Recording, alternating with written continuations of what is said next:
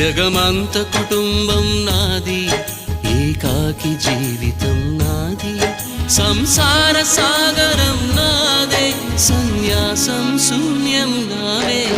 జగమంత కుటుంబం నాది, ఏకాకి జీవితం నాది.